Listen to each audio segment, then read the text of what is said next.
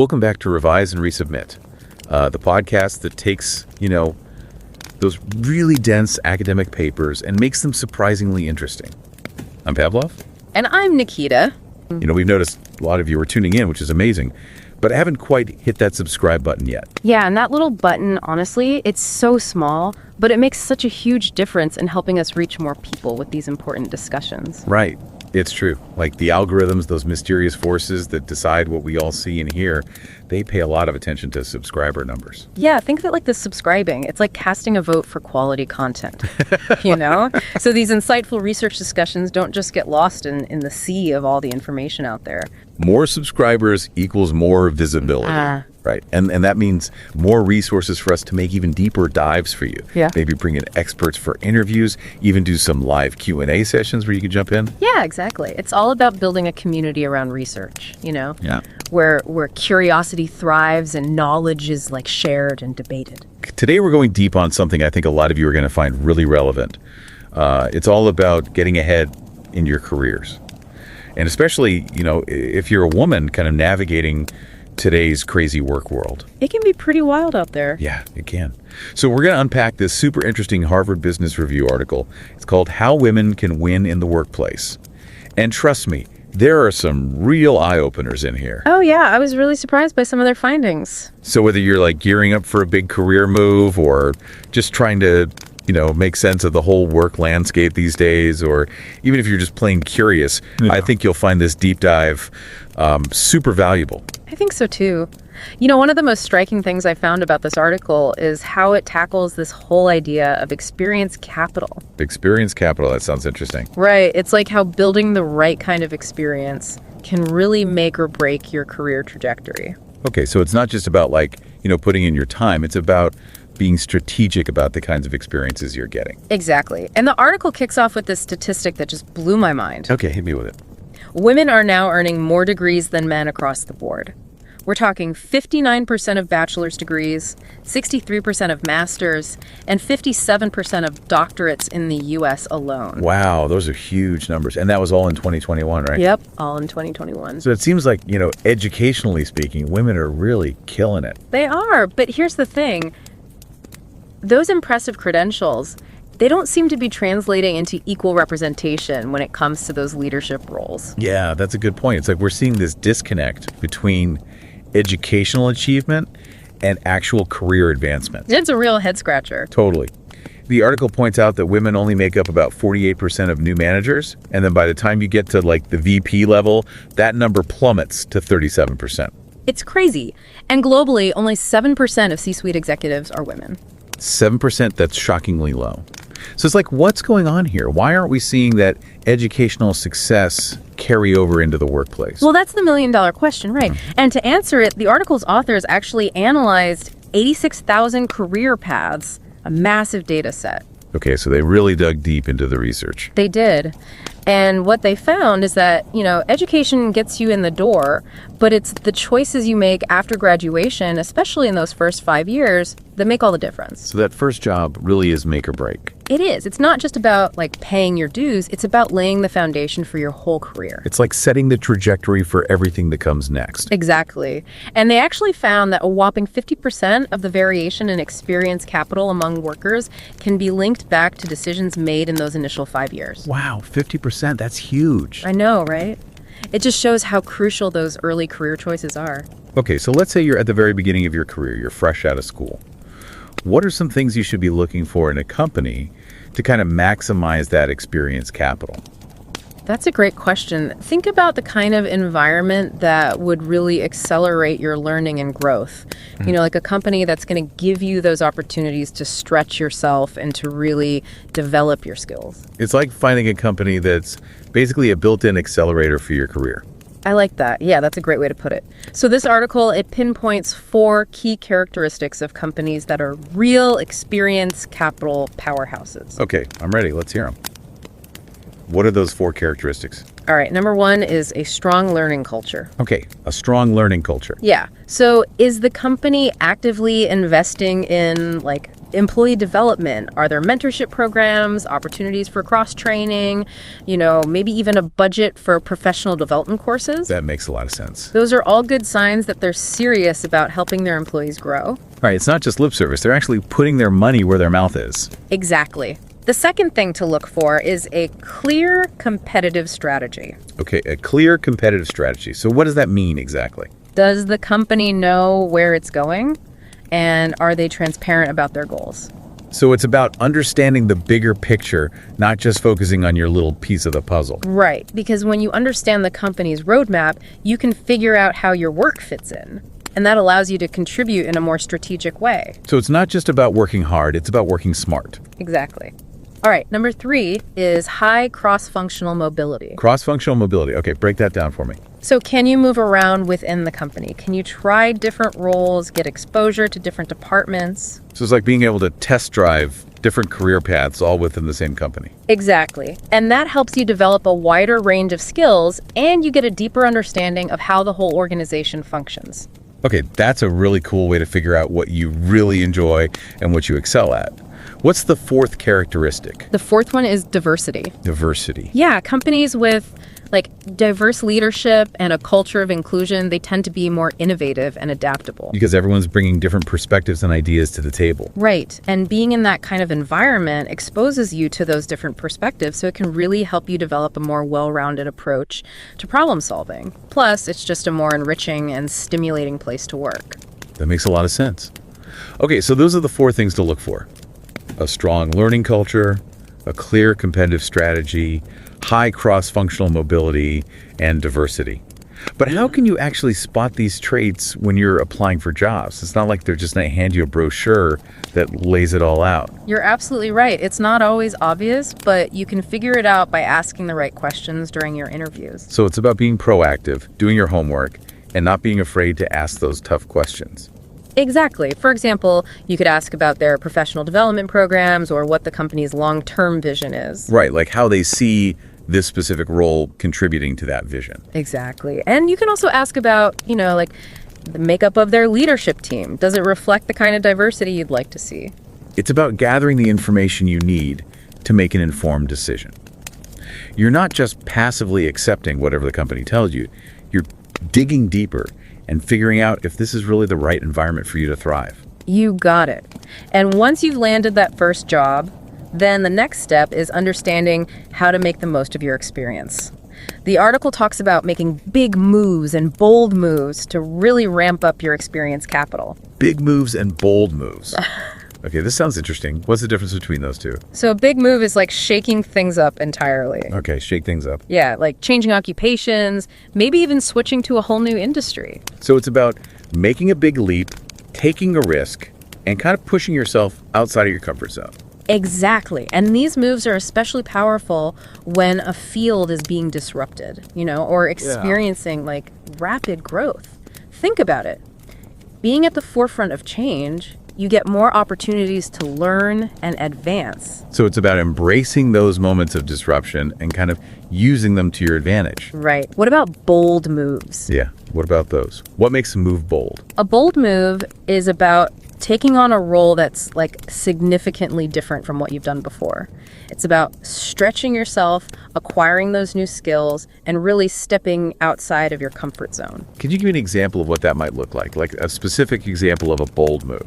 Sure. Let's say you've been working in marketing and you've been focusing primarily on content creation. Okay, content creation. A bold move might be transitioning to a product management role. Oh, wow. Yeah, that's completely different. Right. It's a totally different skill set, but it would make you a much more versatile and valuable professional. I see. So it's not just about moving up the ladder. It's about making those lateral moves to kind of gain that wider range of experience. Exactly. And the article found that people who make these big moves early on, they actually have 20% higher lifetime earnings on average. 20%. That's a pretty compelling reason to consider taking a leap. Okay, so how can you actually make these bold moves happen? What are some practical steps? Well, first and foremost, don't be afraid to stretch yourself. Take on those projects that challenge you, volunteer for new responsibilities, and seek out opportunities to learn those new skills. It's about embracing those moments of like, oh my gosh, I have no idea what I'm doing, because that's where the real learning happens. You got it. Yeah. You've got to push yourself beyond that comfort zone. Another important step is to build your narrative. Build your narrative. Yeah, like be able to articulate the skills and experiences you've gained, even if they're not directly related to the new role you're pursuing. So it's about connecting the dots and showing how all those diverse experiences have kind of prepared you for this new challenge. Exactly. And don't underestimate the power of your network. Networking, yes. So important. Right. Reach out to people in your field, attend industry events, connect with those individuals who can offer insights and guidance. Networking isn't just about finding a job. It's about building relationships, learning from others who have kind of navigated similar paths. It's about building those connections and surrounding yourself with people who can support you and offer advice. Right. And finally, make sure you're highlighting the right skills. Don't underestimate the importance of those soft skills. Soft skills, you mean like communication, teamwork, problem solving, those kinds of things? Yeah, exactly. Those skills, they actually make up like a quarter of the top skills listed in job postings these days. Wow, that's fascinating. I know. So often we get caught up in showcasing our technical abilities, but those soft skills, those are what truly make us effective collaborators, effective leaders. Right. They're the things that make you a good person to work with. And let's be honest, they make work more enjoyable for everyone involved. So true. So true. One of the things that really stuck with me from this article is this idea that not all jobs are created equal when it comes to building that valuable, experience capital. Yeah, that makes sense. I mean, you could have two people with the same job title at different companies, but their day-to-day experiences and the skills they're developing could be totally different. Oh, absolutely. And the article actually breaks down jobs into these three distinct categories: line roles, support roles, and leadership roles. Okay, so line roles, support roles, and leadership roles. Let's unpack those a little bit. What exactly is a line role? Line roles, those are the positions that are directly responsible for bringing in revenue. Okay, the revenue generators. Exactly. Think sales, marketing, product development, all those functions that are kind of like on the front lines, driving growth, generating profit. So those are the roles that are often seen as being like the money makers for the company. Right, exactly. And the article argues that these roles are particularly good for building experience capital. They are, because they put you right in the heart of the action. They give you a real understanding of how the company's business model works, like how they make money, where their priorities lie. That's a great point. Yeah. If you're aiming for a leadership position down the road, having that in-depth knowledge of like the financial side of the business is so valuable. Oh, absolutely. And line roles often come with more opportunities to, make decisions, solve problems, really take ownership of outcomes. And those experiences, those can really build confidence. They hone those leadership skills, and they prepare you for those higher levels of responsibility. So for someone who's really looking to maximize their experience capital early on, a line role sounds like a fantastic place to start. What about those support roles? What kind of experience do they offer? Support roles, those are all about providing those essential services that keep the company running smoothly behind the scenes. Okay, so they're kind of like the backbone of the organization, making sure that everything runs smoothly and efficiently. Exactly. Think like finance, HR, legal, IT, all those teams that make sure the gears are turning, everything's functioning. Yeah, they keep the lights on. They do. And while they might not be directly involved in, generating revenue, support roles offer super valuable experience in areas like communication, problem solving, and process improvement. So even if you're not on the front lines bringing in those big bucks, you can still develop skills that are super transferable and valuable throughout your career. Absolutely. And those support roles, those often give you the chance to interact with a wide range of people from different departments. And that can give you a much broader perspective on how the entire company operates. That's a great point. It's about building those relationships, understanding those different perspectives, and developing a more holistic view of the business. Exactly. And of course, we can't forget about those leadership roles. These are the positions where you're, managing people, setting strategy, making those big decisions that impact the direction of the company. Those are the roles that come with a lot of responsibility, a lot of visibility, responsibility, and let's be honest, a lot of pressure. Yeah, that's true. But they're also the roles that offer, I think, the most direct path to building that valuable experience capital. How so?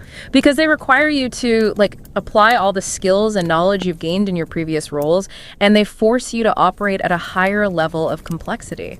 So if you have dreams of reaching the C-suite one day, or even starting your own company, getting some solid leadership experience along the way is crucial. Oh, absolutely. And the article, it actually encourages us to be proactive about seeking out those leadership opportunities. Even if you're not in a formal management position yet? Exactly. Maybe you could volunteer to lead a project or mentor a junior colleague. You could even take on a leadership role in a professional organization outside of work. Just start getting that experience. I love that. It's about demonstrating that leadership potential and stepping up to the plate, even if you're not officially in a management role. Okay, so we've talked about the different types of roles, those line roles, support roles, and leadership roles. But what about those power dynamics that exist within organizations? How might they impact your career trajectory? That's a great question. Power dynamics, it feels like that's something that often gets swept under the rug, but it can have a huge impact on people's careers. Oh, absolutely. And one of the things the article really highlights is that in most organizations, men still hold a disproportionate amount of power, especially at those senior leadership levels. Yeah, that's unfortunately not surprising. We see this pattern play out over and over again, across industries. Totally. And the article argues that this power imbalance can create real obstacles for women who are trying to, climb that corporate ladder. They might be excluded from those important meetings. They might have fewer opportunities to network with those senior leaders. And they might face a lot more scrutiny or pushback when they try to assert themselves. It's like they're constantly battling against this invisible force field that's trying to hold them back. That's such a good way to put it. So how do you break through that force field? What does the article suggest? Well, it acknowledges that, navigating these power dynamics can be tricky, but it does offer some strategies for women to overcome these challenges and become more effective advocates for themselves. Okay, I'm ready for those strategies. Let's hear them. All right, the first one is all about building a strong network of allies. And that means both men and women who can support your career goals and advocate for you within the organization. So it's about surrounding yourself with people who believe in you, who see your potential, and who are willing to kind of champion your success. Exactly. And it's not just about finding mentors, those people who can offer guidance and advice. It's also about finding sponsors, those people who are willing to go that extra mile, to really use their influence to open doors for you and to champion your accomplishments. So it's about finding people who are not just willing to talk about your career, but who are willing to actually take action on your behalf. Exactly. The article also highlights the importance of building those relationships with the key decision makers in your organization, even if they're not directly in your team or your department. So it's about being strategic and making sure you have those connections across different areas of the company. Right. But remember, networking, it's not about just collecting business cards or sending out those generic LinkedIn requests. It's about building those genuine connections, finding common ground with people, and showing a sincere interest in the work that they're doing. It's about building trust, building rapport, so that people are genuinely invested in your success. Exactly. All right, so the second strategy for navigating those power dynamics is to get comfortable with being more assertive. Assertive, okay. Yeah, about communicating your value and advocating for what you need. This is where I think a lot of women struggle. We're often socialized to be agreeable and accommodating, which can make it hard to speak up and ask for what we deserve. It's true. It can be really hard to break out of those patterns that we've been taught from such a young age. But the article makes it clear that being assertive isn't about being aggressive or demanding. It's about being confident, clear, and direct in communicating your needs and your expectations. It's about knowing your worth and not being afraid to ask for what you deserve. Exactly. And it's also about being strategic in your approach. The article suggests, doing your research, preparing your arguments, and choosing the right time and place to have these conversations. So it's not about barging into your boss's office and making demands. It's about thinking through your approach and presenting your case in a professional and compelling way. Exactly. And, the article encourages women to practice those assertiveness skills in those low stakes situations so that when it really matters, they feel more comfortable and confident. It's like anything else. The more you practice, the easier it becomes. Oh, right. Exactly. Okay, so the third strategy is all about resilience. Resilience? Yeah, developing that thick skin and not letting those inevitable setbacks or negativity derail your progress. That's so much easier said than done, though. It's hard not to take it personally when you're facing like resistance or discrimination or just plain negativity. I hear you. It can be incredibly challenging, especially when you're already facing those systemic barriers that we talked about. But the article really emphasizes the importance of building that resilience, that ability to bounce back from those tough experiences. Yeah, it's about not letting the actions of others define you or limit your potential. Exactly. And it's not about ignoring those experiences, or pretending that they don't matter. It's about acknowledging them, processing them, and then choosing to move forward. It's about focusing on what you can control. Yeah. Your own actions, your own attitude, your own response to those challenges. You got it. And don't forget the power of your support system. Reach out to mentors, therapists, friends, family, anyone who can offer a listening ear, maybe a fresh perspective, just some encouragement when you need it most. That's such an important reminder. We don't have to go through these things alone. We don't. Okay, so we've talked about building a strong network, becoming more assertive, and developing that resilience. What else does the article highlight when it comes to navigating these power dynamics? Well, it also dives into the importance of something called P&L experience. Yeah. Especially for women who are aiming for those top leadership roles. Yes, P&L experience, that's experience in roles with profit and loss responsibilities, and it's something that we touched on a bit earlier, but I'm curious to hear more about why it's so crucial for career advancement, especially for women. Yeah, I think a lot of people might not even know what that means or why it matters. Yeah. The article makes a really compelling case that P&L experience is one of the most valuable assets you can have on your resume. Okay, so why is that? What makes P&L experience so valuable? Well, it boils down to this.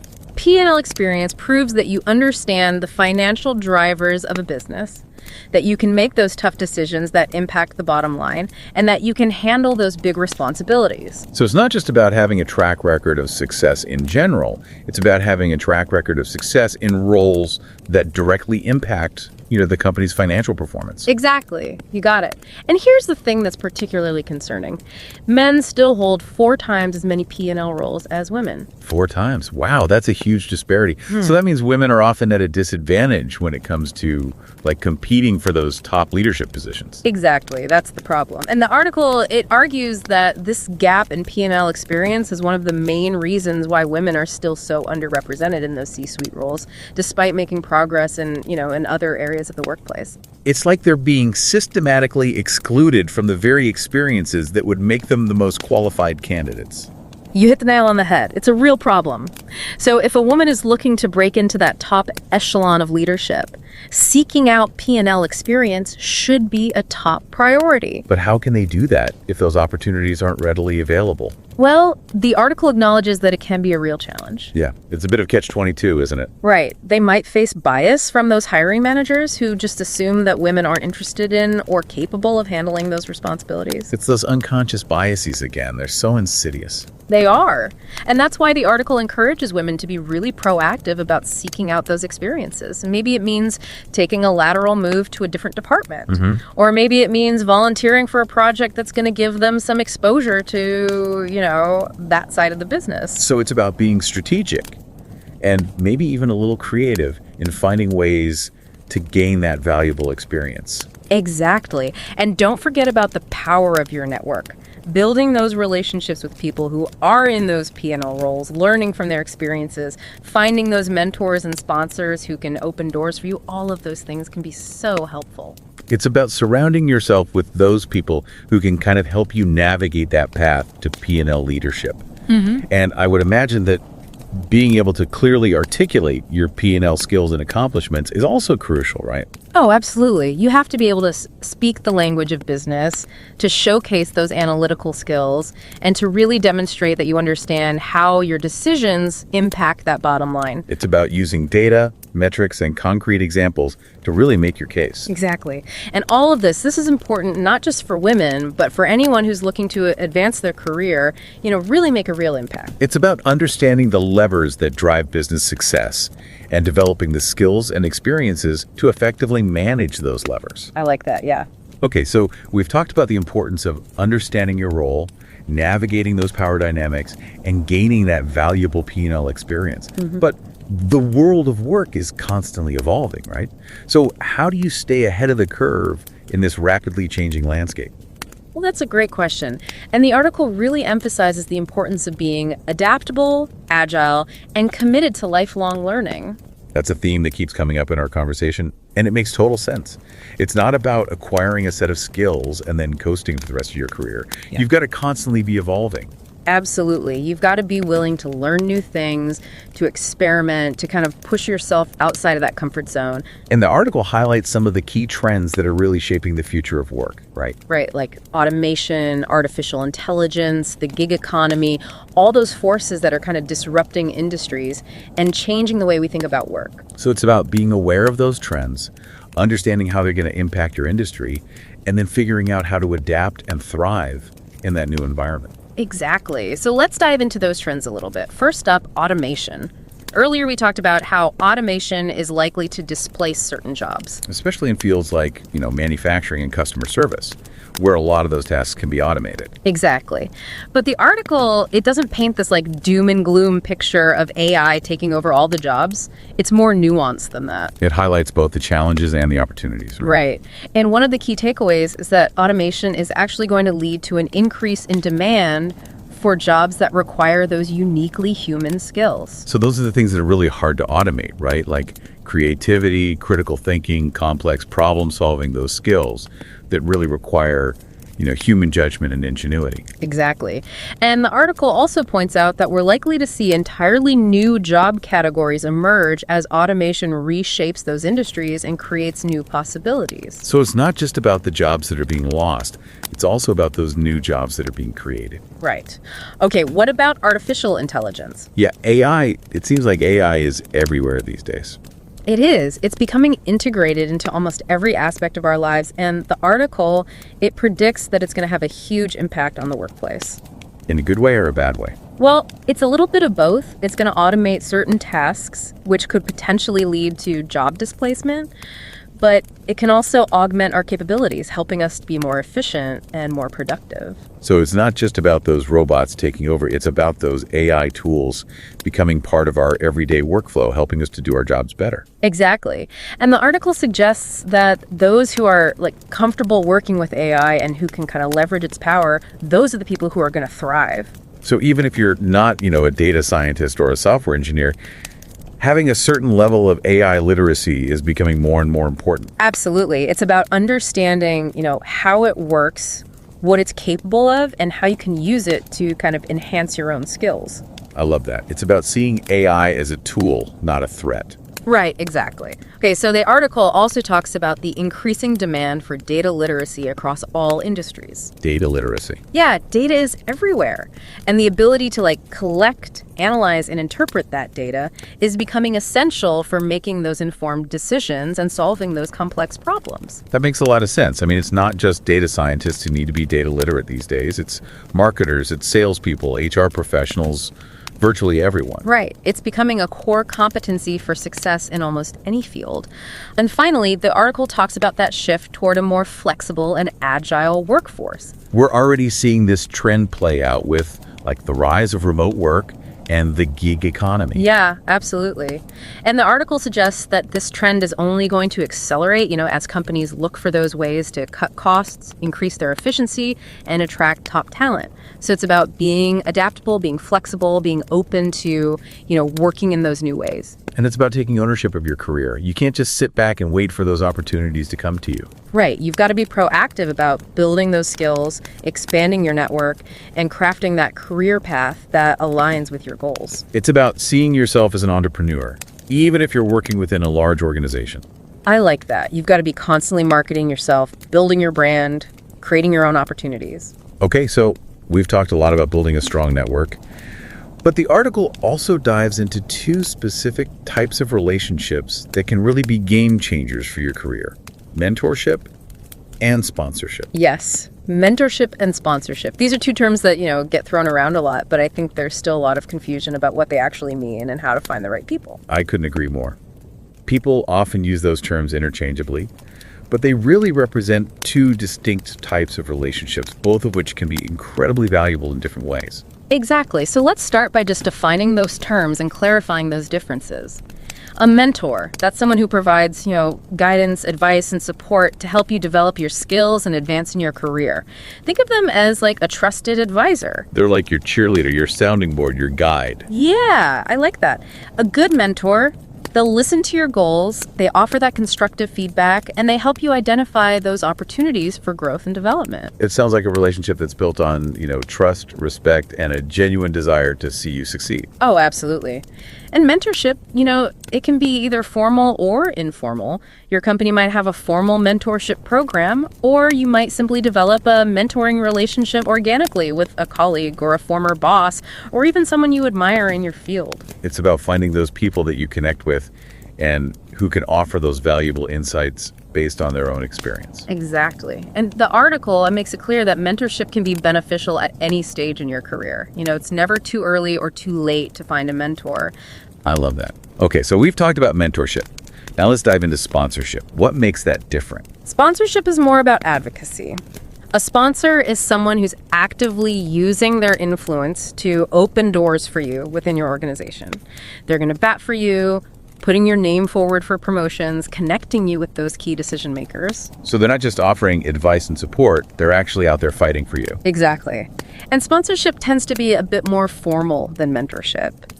Your sponsor is likely someone who holds a position of power within your organization and who has a vested interest in seeing you succeed. So it might be your boss's boss, a senior leader who recognizes your potential. Mm-hmm. But why does the article emphasize sponsorship specifically for women and people of color? Because as we've been talking about, women and people of color often face those systemic barriers. Right, it's not a level playing field. And having a sponsor, it can help to even things out a bit, because that sponsor can use their influence to counteract those biases and open those doors that might otherwise stay closed. Okay, so how do you go about finding a sponsor? It's not like you can just walk up to someone and be like, hey, will you be my sponsor? Yeah, you're right. It's definitely more nuanced than that. The article suggests that you start by building relationships with people you admire, demonstrating your value, showing that you're serious about your career goals. So it's about earning that sponsorship by building a foundation of trust and rapport. Exactly.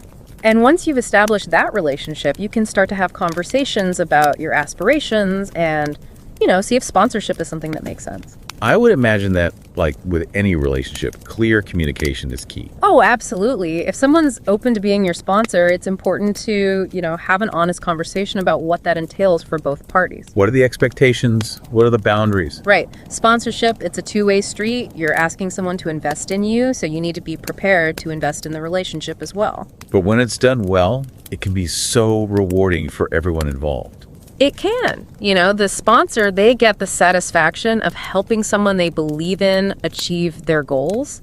And the person being sponsored, they get that benefit of having someone in their corner who can open those doors that they might not have been able to open on their own. And I love how the article emphasizes that mentorship and sponsorship, they're not just about climbing that corporate ladder. Right. It's not just about getting ahead. They're also about personal and professional growth. Learning from others. Expanding your network, building those meaningful connections. It's about finding those people who believe in you, who challenge you to grow, and who help you become the best version of yourself.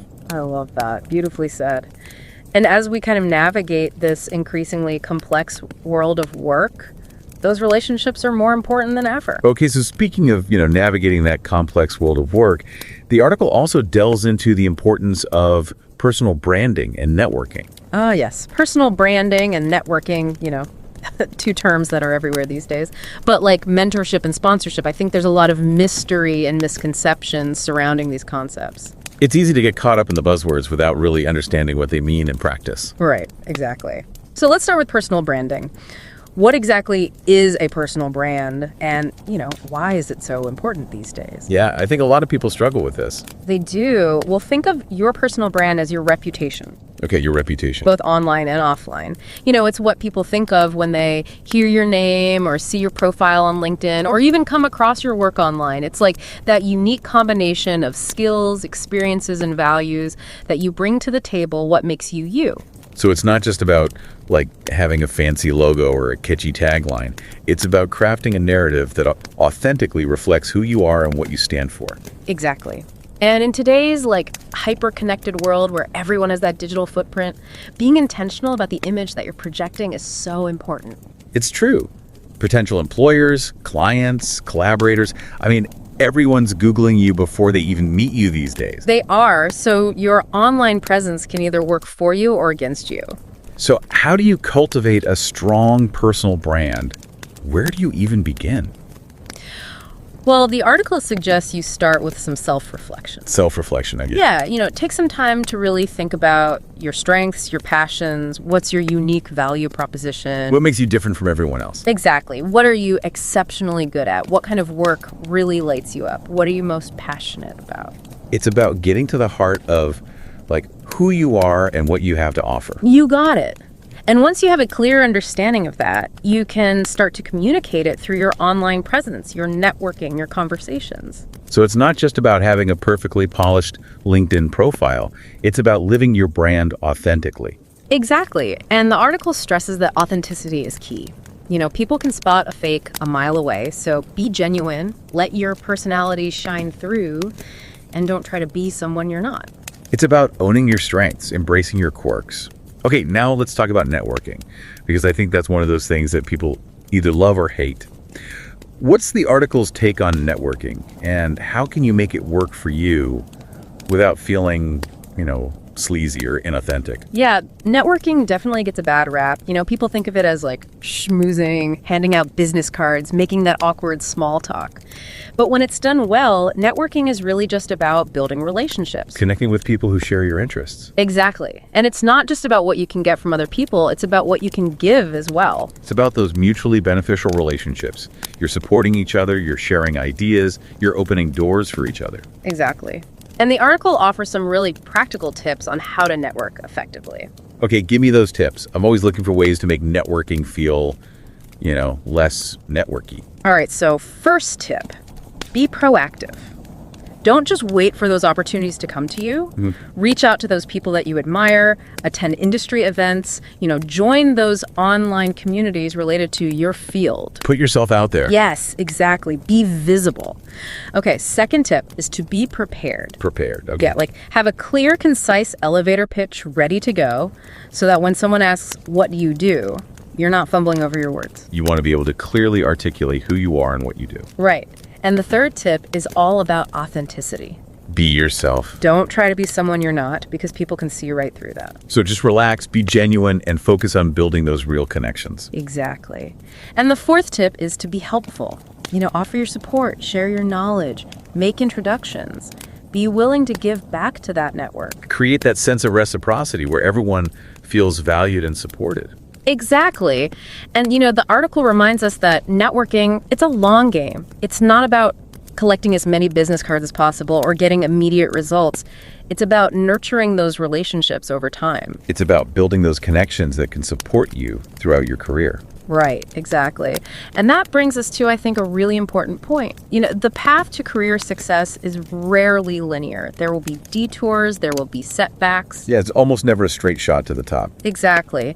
And in fact, I think those twists and turns in your career path can often be the most valuable learning experiences. I agree. It's about embracing those moments where you have to kind of change course, seeing them as those opportunities for growth. Right, exactly. And the article encourages us to kind of reframe those setbacks as, they call them experience pivots. Experience pivots. I love that. Right. It's about recognizing that sometimes you have to adjust that course, learn from those missteps, and find a new path forward. And sometimes those pivots, they can actually lead you to something even better than what you had originally planned. They can. They can open your eyes to new skills, new industries, new ways of thinking about your work. So how do you navigate those experience pivots successfully? What are your tips?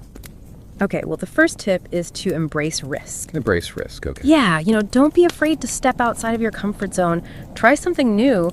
Sometimes those biggest rewards come from taking that leap of faith. It's about challenging yourself to grow and to learn.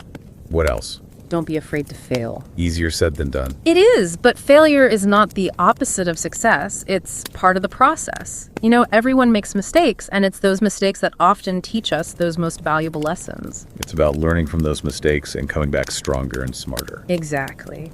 And when you're feeling, lost or uncertain, reach out for help. There's so many people out there, mentors, sponsors, friends, family, career coaches. They're willing to offer their support. Don't be afraid to ask for help. Build that support system. And be flexible and adaptable. If something's not working, be willing to pivot again. Exactly. It's about being open to change, constantly learning, and really seeing your career as this ongoing journey. A journey of exploration and discovery. I love that. I think that's such an empowering message. No matter where you are in your career journey, you have that power to shape your own path. We've only scratched the surface of this article. There's still so much more to unpack when it comes to creating that winning career strategy. Okay. I am ready for more. Where do we go from here? Well, the article spends some time talking about what they call the ambition portfolio. Okay, the ambition portfolio. Tell me more. What does that even mean? It's this really interesting concept, It's about recognizing that ambition, it isn't just about climbing that corporate ladder. It can take lots of different forms and it can evolve over time. So it's not one size fits all. Exactly. And the article encourages you to think about your ambition across 3 different dimensions. Okay, 3 dimensions. I'm intrigued. Tell me more. All right, so the first one is individual ambition. And this is the most traditional type of ambition, that desire to achieve success and recognition, advancement within your field. So it's about setting those personal goals, pushing yourself to excel. Exactly. Then there's collective ambition, and this is about wanting to make a positive impact on the world, whether it's through your work, your community involvement, your relationships. It's about contributing to something bigger than yourself. It's about finding that sense of purpose, that meaning in your work. Right. And then finally, there's lifestyle ambition. Yeah. And this is all about creating a life that you love, one that's balanced, fulfilling, and aligned with your values. So it's about recognizing that success isn't just about your job title or your salary. It's about creating a life that brings you joy and satisfaction. Exactly. And the article makes this really good point that your ambition portfolio, it can change over time. What might have been important to you 5 years ago might not be as important to you today, and that's okay. It's about being honest with yourself about what you want and making those choices that support your evolving ambition. You said it. Now, the cool thing is the article doesn't just leave you with these big picture ideas. They actually offer some super practical advice on how to put these concepts into action. Okay, I am all about actionable advice. Let's hear it. All right, so one of the things they emphasize is the importance of developing what they call a career hypothesis. A career hypothesis? What is it? That sounds very scientific. It's a little bit, yeah. Think of it as an educated guess about the kind of career that would be the best fit for you based on, your skills, your interests, your values, your ambition. So it's not just about blindly following a traditional career path. It's about actively shaping your own journey based on what you know about yourself. Exactly. And the way you kind of develop this hypothesis is by constantly experimenting, gathering data, refining your ideas as you go along. It's a process, right? It is a process, for sure. And as you're doing that, as you're developing that career hypothesis, the article encourages you to focus on building these 3 key types of capital: human capital, social capital, and experience capital. Okay, we've talked a lot about experience capital, but what about human capital and social capital? How do those fit in? So human capital, that's all about your skills and knowledge. It's the investment you make in yourself through education, training, and development. So it's about constantly expanding your knowledge base, honing your skills, staying ahead of the curve. Exactly. And social capital, that's about your network of relationships, the connections you make with people who can offer support, guidance, mentorship, sponsorship. So it's about building those relationships that can help you navigate those challenges and create new opportunities. Right. And all 3 types of capital, they're essential for career success. So it's not enough to just be really smart or to have a ton of connections, and you need all 3 of these things working together. Exactly. It's about finding that sweet spot where your skills, your network, and your experience, they all align. This has been such an insightful deep dive. I feel like I've learned so much about how to really think strategically about my career and create a path that's really, truly aligned with, with my values and my goals. I'm so glad to hear that. One of the things that really struck me about this article is how it goes beyond just offering advice. It really challenges you to think critically about your career. To challenge those assumptions about what success should look like. Exactly. It encourages you to create a life that really reflects who you are and what matters to you. And I think that's so important, especially these days when we're constantly bombarded with messages about what success should look like. It's so easy to get caught up in comparing ourselves to others and striving for that, that external validation. But this article encourages you to kind of tune out that noise and focus on what really matters to you. And that is so powerful. It is. You have the power to create that career, that life that you want. Well, we've covered so much ground today, and I'm sure our listeners are feeling like really inspired. I hope so. And ready to take action. I hope so too. This article is packed with so many insights and actionable advice. So I would encourage everyone to, go back, read it for themselves, really let those ideas sink in. That's great advice. And as always, we would love to hear from our listeners. Yes, please. What resonated most with you from this conversation? What are your biggest takeaways? What are you feeling inspired to do differently in your own career? Share your thoughts with us on social media. Yeah, we love hearing from you. And remember, you're not alone on this journey. There are so many resources available, from books and articles to podcasts and online communities, mentorship programs, career coaches. So don't be afraid to reach out, ask for help, build those connections. Beautifully said. Well, that's all the time we have for today's deep dive. A huge thank you to our listeners for joining us on this exploration of how to win in the workplace and create a career that really aligns with your ambitions. It's been a pleasure. And don't forget to subscribe to Revise and Resubmit on Spotify and Apple Podcasts. And if you're enjoying the show and want to support us in creating more insightful content, consider becoming a patron on Patreon. Every contribution helps us continue this journey of exploration and discovery. Until next time, keep those minds curious, keep questioning, and keep revising and resubmitting.